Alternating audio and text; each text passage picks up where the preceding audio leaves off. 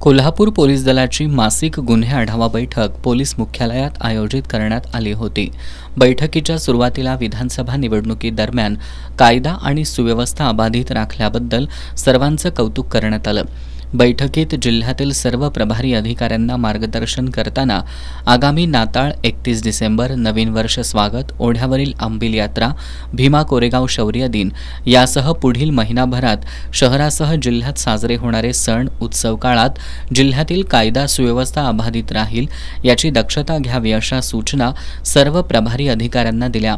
Police अधीक्षक महेंद्र पंडित यांनी प्रलंबित गुन्ह्यांची निर्गत करण्याबरोबरच रेकॉर्डवरील गुन्हेगारांचा शोध घेऊन त्यांच्यावर कारवाई करण्याच्या सूचना अधिकाऱ्यांना दिल्या।